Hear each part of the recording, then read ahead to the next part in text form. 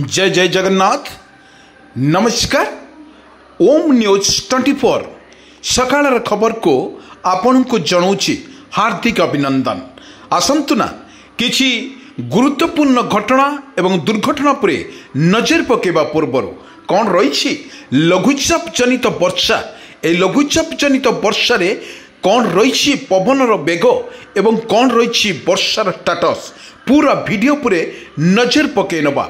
आसंतु दर्शक बंधु देखिबा लगान वर्षा फल ओडिशा रे वर्तमान बेहाल परिस्थिति। ए बेहाल परिस्थिति परिप्रेक्षी रे देखिबा को मिलुछि जो रास्ता रे आंठुए आंठुए पानी एवं कृषक भाईटी निज क्षेत्र में वर्तमान जहाँ अपडेट खबर सामना को आसुची एवं विजुअल माध्यम रे आमे आपण को देखौछु। देखंतु किपरि भाव रे रहिछि चाष उपरे वर्तमान आंठुए उपरे पानी मध्य प्रभावित हेउछि। किंतु एठू प्रश्न उठुछि चाष भाईटी तार गुजरान मेंटेबा पाई एवं तार परिवार को चलैबा पाई चाष होउछि निहाती आवश्यक। एही परिप्रेक्षी रे चाष करिबा निहाती आवश्यक। जेते पानी हेउना काहेकि से निजे मध्य चाष करियो बोली निश्चित स्थिर करिछि। किंतु अपडेट खबर पुणी आमे सामना को नेइछु लघुचाप जनित वर्षा रे कौन रहिबो यार स्टाटस एवं आपण मानकु जो विजुअल आमे देखौछु दर्शक बंधु एही होछि प्रत्येक जिले में लगी रही तुहा को तुहा वर्षा सहित बिजुली घड़घड़ी। ये दृश्य आमे आपण मानकु देखौछु भद्रकर किछि अंश। ये होछि भद्रकर किछि दृश्य आमे आपण मानकु देखौछु किपरि रही यार वर्षार स्टाटस। दर्शक बंधु पछको पछ लघुचाप आसुछि। लघुचाप आसंता कालिठू प्रबल वर्षा को नहीं पाणीपाग विभागर आकलन 10 जिला को येलो वार्निंग जारी करिछि आंचलिक पाणीपाग विभाग। आसुची आउ एक लघुचाप 48 घंटे आउ एक लघुचाप सृष्टि हेबार संभावना रही। यार प्रभाव रे आसंता कालिठू 29 तारीख पर्यंत प्रबल वर्षार संभावना रही। पश्चिम केंद्रीय बंगोपसागर रे एक घूर्णिबल सृष्टि होइछि। ओडिशा एवं पश्चिमबंग उपरे घूर्णिबल सक्रिय थिबा बेले यह अधिक घनीभूत होई 48 घंटे लघुचाप रूप नेब। किंतु आमे आपण मानकु कहि रखुछु प्रभाव रे दक्षिण ओडिशा रे प्रबल वर्षा संभावना रही। पाणीपाग विभाग राज्यर 24 घंटे राज्य रे हालुकारु मध्यम धरणरे वर्षा सह जाजपुर जगतसिंहपुर ढेंकानाल केन्द्रापड़ा कटक मयूरभंज केउंझर रायगड़ा गजपति कोरापुट वर्षा हेब। 10टी जिला को प्रबल वर्षा पाई येलो वार्निंग जारी करिछि विभाग। आसंता काली सारा राज्य रे वर्षा सह रायगड़ा गजपति प्रबल अति प्रबल वर्षा वर्तमान जारी रहियो बोली आकलन करिछि आंचलिक पाणीपाग विज्ञान केन्द्र। किंतु आहुरी 4 दिन वर्तमान वर्षा वर्तमान ढालिब सावधान आसुछि लघुचाप। ए लघुचाप फल अति प्रबल वर्षा नहीं आसंता काली पाई मध्य सतर्क सूचना जारी करिछि आंचलिक पाणीपाग विज्ञान केन्द्र। राज्य किछि जिले में अहनिश वर्षा लगी रही किछि जिलार बन्या परिस्थिति मध्य सृष्टि होइछि।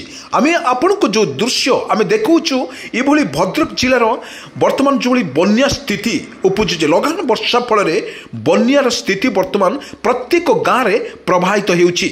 एई प्रभावित देखंतु दृश्य ये होछि भद्रकर दृश्य जो भली ऋषिकुल्या बुढ़ा बलंग बैतरणी नदी रे बन्या आसी एक गाँव में प्रभावित होउछि। ये दृश्य आमे देखौछु आपण मानकु सीधा सड़क चित्र। एई चित्र होछि भद्रकर किछि दृश्य। एई दृश्य लगान वर्षा फल वर्तमान बेहाल परिस्थिति ओडिशा रे बेहाल परिस्थिति आपण को किछि दृश्य आमे देखौछु। ये दृश्य ठीक भाव में आमे देखौछु वर्तमान 4 दिन धरी लगान वर्षा हेब। ए लगान वर्षा फल ओडिशा वर्तमान बेहाल परिस्थिति रहिबो। भीतर आमे देखुछु बन्या परिस्थिति रुचुबा बेले पाणीपाग विभाग पक्षरु मध्य ताजा अपडेट सामना को आसीछि।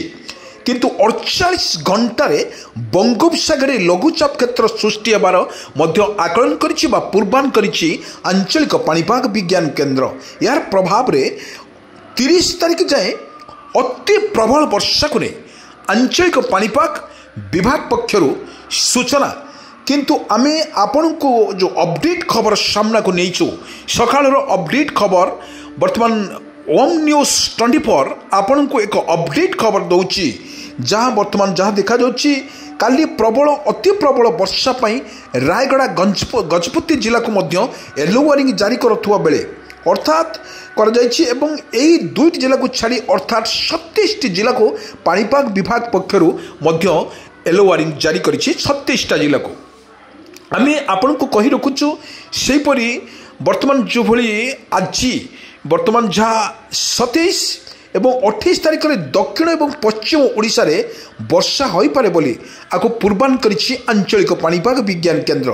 ତେବେ ପ୍ରବଳ ବର୍ଷା ପାଇଁ ସୁବର୍ଣ୍ଣରେଖାରେ ମଧ୍ୟ ବନ୍ୟା ପରିସ୍ଥିତି ସୃଷ୍ଟି ହୋଇଛି। ଗାଁ ଦାଣ୍ଡରେ ବର୍ତ୍ତମାନ ଆଣ୍ଠୁଏ ଆଣ୍ଠୁଏ ପାଣିର ଲୋକମାନେ ଯିବା ଆସିବା କରୁଥିବାର ଦୃଶ୍ୟ ଆମେ ଦେଖାଇଥିଲୁ ଏବଂ ଏହି ଦୃଶ୍ୟ କିଛି ଅଂଶରେ ଯେଉଁଭଳି ଲାଗିଛି ବର୍ଷା ମଧ୍ୟ ଜାରି ରହିଛି ସାରା ଓଡ଼ିଶାରେ। ତୁହାକୁ ତୁହା ବର୍ଷା ସାଙ୍ଗକୁ ବିଜୁଳି ଘଡ଼ଘଡ଼ିର ବର୍ଷା ମଧ୍ୟ ଓଡ଼ିଶା ପରେ ରାଜ କରୁଛି ଲଘୁଚାପ ଜନିତ ବର୍ଷା ଏବଂ ଲଘୁଚାପ ଜନିତ ବର୍ଷାରେ ବର୍ତ୍ତମାନ ବେହାଲ ପରିସ୍ଥିତି ରହିଛି। କିନ୍ତୁ ଆମେ ପାଣି ଘେରରେ ଅନେକ ଗାଁରେ ରହୁଥିବା ଲୋକମାନେ ଜଳବନ୍ଦୀ ଅବସ୍ଥାରେ ଅଛନ୍ତି। ବ୍ରାହ୍ମଣୀର ସତର୍କ ସୂଚନା ଉପରେ କିନ୍ତୁ ଆଖୁଆପଦା ବୈତରଣୀ ସ୍ଥିତ ରହୁଥିବା ବେଳେ ସମସ୍ତ ମନ୍ତ୍ରୀ ଓ ପ୍ରକ୍ରିୟାକୁ ଦେଇଛନ୍ତି। ଯାଜପୁରରେ ସର୍ବାଧିକ 46ଟି ଗାଁ ଏବଂ 14ଟି ପଞ୍ଚାୟତ ପ୍ରଭାବିତ ହେଉଛି। ଆମେ ଆପଣଙ୍କୁ କହି ରଖୁଛୁ, ପୁଣି ଥରେ ଆପଣଙ୍କୁ ମନେ ରଖୁଛୁ, ଯାଜପୁରରେ ସର୍ବାଧିକ 46 ଗାଁ ଏବଂ 14ଟି ପଞ୍ଚାୟତରେ ପାଣି ଘରରେ ଏବେ ବି ଅଛନ୍ତି। ଏ ଦୃଶ୍ୟ ଲଗାତାର ଭାବରେ ଦୃଶ୍ୟ ଆମେ ଦେଖାଉଛୁ ଆପଣମାନଙ୍କୁ। ଓଡ଼ିଶାରେ ରହିଛି ଏହାର ପ୍ରଭାବର ବର୍ଷା, ଲଗାଣ ବର୍ଷା ଫଳରେ ବର୍ତ୍ତମାନ ପରିସ୍ଥିତି ବେହାଲ ପରିସ୍ଥିତି ରହିଛି। କିନ୍ତୁ ଆମେ ଦେଖିବା, ଯଦି ଆମେ ପରମୁହୂର୍ତ୍ତ ଦେଖିବା, ରାଜସ୍ଥାନରେ ବର୍ତ୍ତମାନ ଗାଁଠୁ ସହର ସବୁଠି ହାହାକାର ଉଦ୍ଧାର କାର୍ଯ୍ୟ ନିୟୋଜିତ ହେଉଛି। କିନ୍ତୁ ରାଜସ୍ଥାନରେ ପ୍ରକ୍ରିୟାକୁ କଳା ରୂପ ନେଉଛି। ଲଗାଣ ବର୍ଷାରେ ବେହାଲ ପରିସ୍ଥିତି ରାଜ୍ୟରେ, ଚାରିଆଡ଼େ ଖାଲି ପାଣି ପାଣି, ଲୋକେ ଘରୁ ବାହାରି ପାରୁନାହାନ୍ତି। ପ୍ରବଳ ବର୍ଷା ଜାରି ରହୁଥିବାକୁ ଉଦ୍ଧାର କାର୍ଯ୍ୟ ମଧ୍ୟ ବାଧାପ୍ରାପ୍ତ ହେଉଛି। ଲୋକ ବର୍ତ୍ତମାନ ସମସ୍ୟାର ସମ୍ମୁଖୀନ ହେଉଛନ୍ତି। ଗତ କିଛି ଦିନ ଧରି ରାଜସ୍ଥାନରେ ଅଧିକାଂଶ ଜିଲ୍ଲାରେ ମଧ୍ୟ ବର୍ଷାର ତାଣ୍ଡବ ଲୀଳା ମଧ୍ୟ ଦେଖିବାକୁ ମିଳିଛି। ଅନେକ ସ୍ଥାନରେ ପରିସ୍ଥିତି ଏକ ଭୟଙ୍କର ହୋଇଛି। ସେମାନଙ୍କୁ ସାହାଯ୍ୟ ଏବଂ ରିଲିଫ୍ କାର୍ଯ୍ୟ ପାଇଁ ଦାୟିତ୍ୱ ଦେବାକୁ ପଡ଼ିଛି। କିନ୍ତୁ ଜରୁରୀକାଳୀନ ପରିସ୍ଥିତିରେ ବର୍ତ୍ତମାନ ଯେଉଁଭଳି ଲଘୁଚାପ ଜନିତ ବର୍ଷା ବର୍ତ୍ତମାନ ଓଡ଼ିଶା ଉପରେ ରାଜ କରୁଛି, ଆପଣମାନଙ୍କୁ ସିଧାସଳଖ ଚିତ୍ର ଆମେ ଆପଣମାନଙ୍କୁ ଦେଖାଉଛୁ କିପରି ଭାବରେ ଓଡ଼ିଶାରେ ରହିଛି। ଇଏ କିଛି ସକାଳର ଦୃଶ୍ୟ। ଏହି ସକାଳର ଦୃଶ୍ୟରେ ଆକାଶ ବର୍ତ୍ତମାନ ମେଘାଚ୍ଛନ୍ନ ରହିବା ସହିତ ପବନର ବେଗ ମଧ୍ୟ ରହିଛି ଜୋରରେ। କିନ୍ତୁ ଆମେ କହି ରଖୁଛୁ ଆପଣମାନଙ୍କୁ 30ରୁ 40 କିଲୋମିଟର ପବନ ସହିତ ଧୀରେ ଧୀରେ ବଢ଼ିଲା ପରେ 60ରୁ 70 କିଲୋମିଟର ପବନ ବର୍ତ୍ତମାନ ଦୃଶ୍ୟ ଆମେ ଦେଖାଉଛୁ ଆପଣମାନଙ୍କୁ। ଏ ଦେଖନ୍ତୁ କିପରି ଭାବରେ ଓଡ଼ିଶାର ରହିଛି ଏହାର ସ୍ଥିତି। ଓଡ଼ିଶା କଥା ଯଦି ଆମେ କହିବା, ସଠିକ୍ ବର୍ଷା ମଧ୍ୟ ତୁହାକୁ ତୁହା ବର୍ଷା ସହିତ ପବନର ବେଗ ମଧ୍ୟ ଜୋର ରହିଛି ଓଡ଼ିଶାରେ। ପ୍ରତ୍ୟେକ ଜିଲ୍ଲା କଥା ଯଦି କହିବା, ଭଦ୍ରକ, ଯାଜପୁର, କଟକ, କେନ୍ଦ୍ରାପଡ଼ା, ବର୍ତ୍ତମାନ ଭୁବନେଶ୍ୱର, ପୁରୀ ଏଇଭଳି ଜାଗାମାନଙ୍କରେ ଅତ୍ୟଧିକ ବର୍ଷା ଫଳରେ ବେହାଲ ପରିସ୍ଥିତି ଓଡ଼ିଶାରେ ସମ୍ମୁଖୀନ ହେବାକୁ ପଡ଼ୁଛି।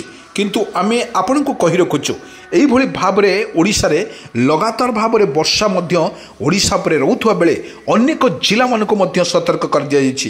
ଜିଲ୍ଲାପାଳ ଯେଉଁଭଳି କାଲି ଆଜିଠୁ ଏବଂ ଆସନ୍ତାକାଲି ଏବଂ ଯେଉଁଭଳି 29 ଆଉ 30 ତାରିଖରେ ଯେଉଁଭଳି ବର୍ଷା ଓଡ଼ିଶା ଉପରେ ରହୁଛି, ନିଶ୍ଚିତ ଭାବରେ ଆମେ କହିପାରିବା, ନିଶ୍ଚିତ ଭାବରେ ବର୍ଷାର ତାଣ୍ଡବ ଲୀଳା ମଧ୍ୟ ଓଡ଼ିଶା ଉପରେ ଲଗାତାର ଭାବରେ ରହୁଥିବାକୁ ଏକ ମଧ୍ୟ ଆଞ୍ଚଳିକ ପାଣିପାଗ ବିଭାଗ କେନ୍ଦ୍ର ବା IMD ପକ୍ଷରୁ ମଧ୍ୟ ସୂଚନା ଦିଆଯାଇଛି ଯେ କି ସମୁଦ୍ର ବଙ୍ଗୋପସାଗରରେ ସୃଷ୍ଟି ହେଉଥିବା ପଛକୁ ପଛ ଲଘୁଚାପଟି ଅତି ଭୟଙ୍କର ରୂପ ନେଉଥିବା ବେଳେ ବର୍ତ୍ତମାନ ସମୁଦ୍ର ଅଶାନ୍ତ ଥିବାରୁ ପ୍ରତ୍ୟେକ ମତ୍ସ୍ୟଜୀବୀମାନଙ୍କୁ ମଧ୍ୟ ସତର୍କ ସୂଚନା ଜାରି କରିଛି ପାଣିପାଗ ବିଭାଗ।